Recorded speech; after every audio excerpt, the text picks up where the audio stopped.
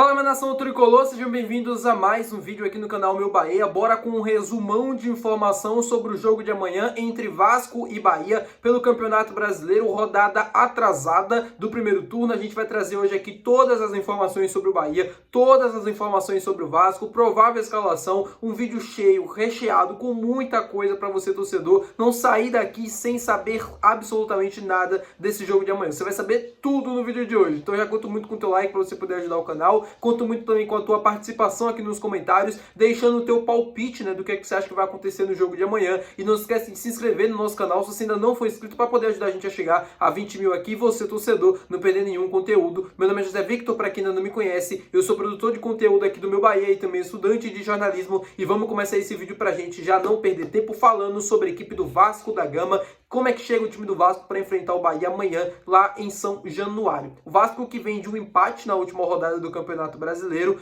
diante da equipe do Flamengo, 1-1 lá no Maracanã, o clássico lá no Rio de Janeiro, e o Vasco conseguiu ter um desempenho surpreendente. Surpreendeu a todo mundo o resultado, a forma como o Vasco encarou a partida, a forma como o Vasco competiu, e vem para esse jogo contra o Bahia de uma certa forma motivado. Mesmo sem vencer o jogo, o Vasco conseguiu ter uma boa apresentação diante de um grande time que é o Flamengo. Mesmo sendo clássico, o clássico, né, o jogo em si entre essas duas equipes estava cada vez mais perdendo esse equilíbrio, né?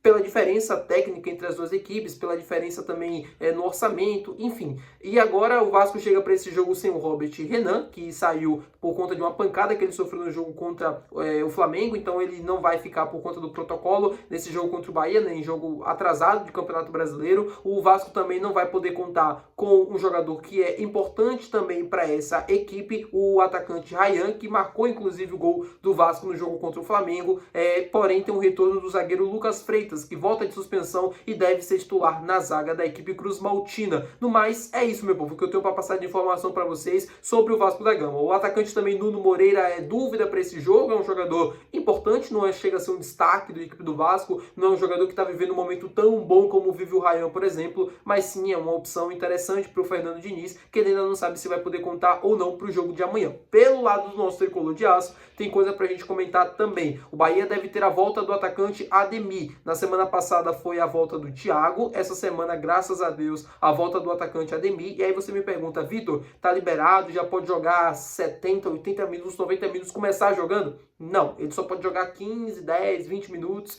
30 minutos no máximo, se o Rogério quiser arriscar muito para o jogo de amanhã, mas eu acredito que não vai acontecer. O Ademir já está treinando com o grupo, já está treinando normalmente, claro, está fazendo algumas atividades ainda com uma certa cautela, até para acabar não acontecendo uma nova lesão e tal, e não forçar demais, já que ele ficou um tempo parado sem poder treinar com os demais companheiros, mas ele provavelmente vai ser relacionado para o jogo de amanhã e não deve começar entre os titulares, como eu falei, deve começar no banco de reservas, e se surgir uma oportunidade no segundo tempo, se for também uma necessidade, pode entrar para jogar 10, 15, 20 minutos para ajudar a equipe.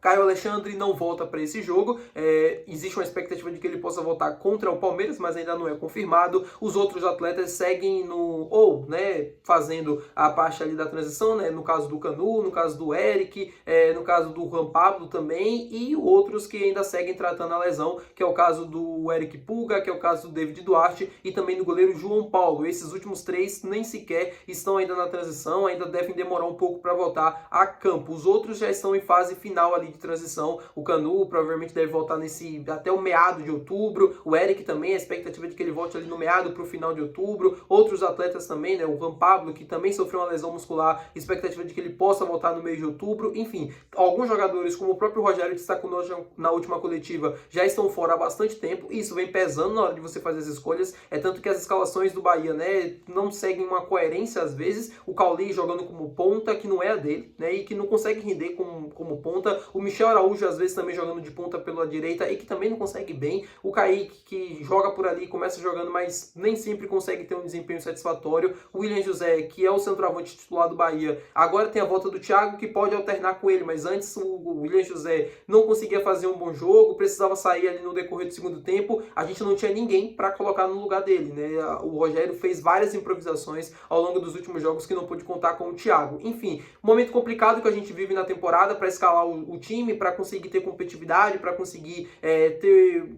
a consistência, né, para buscar os resultados, mas a gente vai trazer a provável escalação agora. No gol, o goleiro Ronaldo, na lateral direita Santiago Arias, a zaga deve ser composta pelo Gabriel Xavier, que eu espero que tenha se recuperado da última partida que fez contra o Ceará. Não gostei da atuação do Gabriel Xavier. Eu acho que ele deixou a desejar em alguns quesitos, principalmente na hora de construir, na hora de assim, o toque na bola, né? O Gabriel Xavier tomando muitas decisões precipitadas, recuando muitas bolas, passes ruins para o Ronaldo, enfim. Pelo lado esquerdo, Santiago Mingo, na lateral esquerda, Luciano Juba, meio de campo com Acevedo, iniciando entre os titulares, Jean Lucas, Everton Ribeiro. Aí à frente existe a expectativa do Michel Araújo ser o titular, jogando como um meia, mais caindo pela direita, e no ataque, de fato, Sanabria e o William José. Esse é o provável time do Bahia para enfrentar a equipe do Vasco amanhã, lá em São Januário. Eu confesso para vocês que esperava um pouco mais, né? Esperava pelo menos o início ali do Thiago, começando entre os 11, seja como 9, seja pelo lado direito, mas o Thiago é um jogador que está vivendo um momento muito bom e que eu daria uma oportunidade de começar entre os titulares se ele tiver condições, o que eu acredito que não aconteça, e por conta disso, acredito que visando, né, neutralizar o time do Vasco, que é um time que também gosta de ter muita posse da bola, que é um time que gosta de atacar, um time que tem um jogo também de velocidade, apesar de não ser característica das equipes do Diniz, é um time que também explora a questão da velocidade, né, da transição rápida. O Michel Araújo é um jogador mais combativo, um jogador que consegue acompanhar mais o lateral adversário, consegue marcar melhor, né? Então por isso deve ser o escolhido para começar jogando no dia de amanhã, no lugar do Ademir, que está lesionado, e do Kaique, que vem jogando nos últimos jogos. Eu faria isso, eu entraria com o Michel Araújo. Ah, Vitor, mas o Michel Araújo não está rendendo nada de ponta direita. Não está rendendo nada, assim também como o Kaique não está rendendo. Se for para trocar entre Michel Araújo e Kaique, eu prefiro escolher o Michel Araújo porque marca melhor. Agora, se tiver a opção do Thiago, mesmo não marcando também tão bem quanto o Michel Araújo, não sendo a principal característica de marcar, e também não é nem a obrigatoriedade dele no campo marcar, não é isso que eu estou querendo dizer, mas o Thiago ajuda mais na hora de recompor do que o Kaique. O Thiago é um jogador mais forte fisicamente, é um cara que consegue ter um combate melhor na hora de voltar, na hora de marcar, e o jogo de amanhã vai exigir muito isso do time do Bahia, né? Vai exigir muito também da parte defensiva, não só da ofensiva, porque a gente precisa ganhar o jogo, então não é só atacar, não é só as oportunidades que a gente vai ter, a gente precisa também se defender bem no jogo de amanhã, não sofrer gols, que eu acho que é o mais importante para conseguir um resultado positivo diante da equipe do Vasco, que vem num momento, se você olhar para a tabela, complicado, mas quando você olha os últimos jogos do Vasco, o Vasco vem conseguindo ter muita competitividade, que eu acho que é importante para um time na situação que ele tem hoje, né, próximo ali da zona do rebaixamento.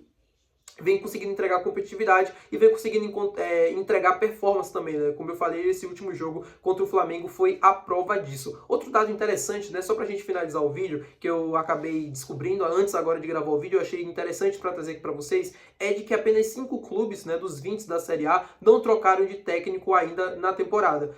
O Léo Condé iniciou a temporada com o Ceará no Campeonato Brasileiro, o Rogério Ceni no Bahia, o Fernando Seabra no Bragantino, o Abel Ferreira no Palmeiras e o Felipe Luiz no Flamengo. Apenas essas 5 equipes não trocaram de técnico até então no campeonato, que já teve 18 demissões. A última do Roger Machado, demitido do Internacional. Inclusive eu fiz um vídeo falando sobre isso, né, circulando a informação de que o Rogério poderia ser o novo técnico. Vai lá no último vídeo para você saber um pouco mais dessa situação. Mas enfim, voltando para isso que eu estou trazendo aqui para vocês.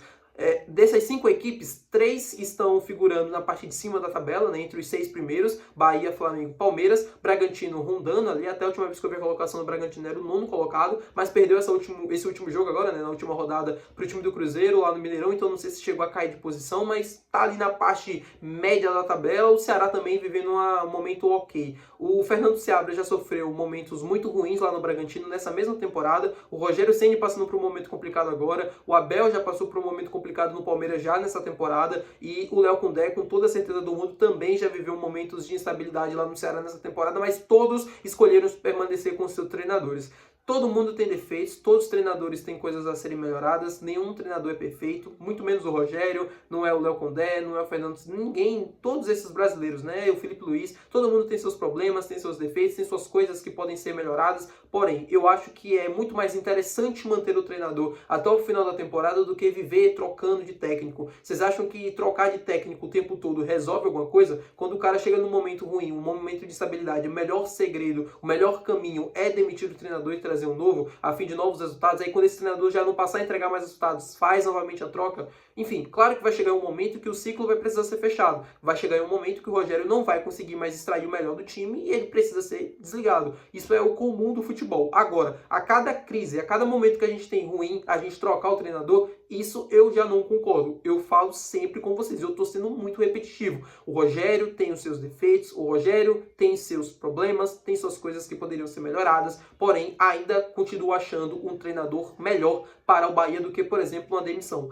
Se você hoje tivesse um papel, né, uma caneta ali para poder decidir o futuro do Bahia na temporada, você tinha duas opções: demitir o Rogério ou continuar com ele até o final do ano. Qual você escolheria? Assim, sendo bem sincero, pensando em troca, pensando em um novo treinador, pensando em como esse treinador novo teria que se adaptar ao time do Bahia, com vários lesionados, sem conhecer o plantel, sem conhecer o sistema de jogo, sem conhecer nada, chegando do zero no meio da temporada com um jogo de 3 em 3 dias. Você realmente assinaria a demissão do Rogério? Você acha que o Rogério não tem a mínima condição de fazer o Bahia brigar pelas 6 primeiras colocações? Ou você tiraria o Rogério? Não, o Rogério não é um bom caminho, é um treinador ruim, não escolheria ele. Comenta aqui abaixo se você chegou até o final do vídeo para eu saber. Tá bom, meu povo? Até o próximo vídeo, valeu, tchau!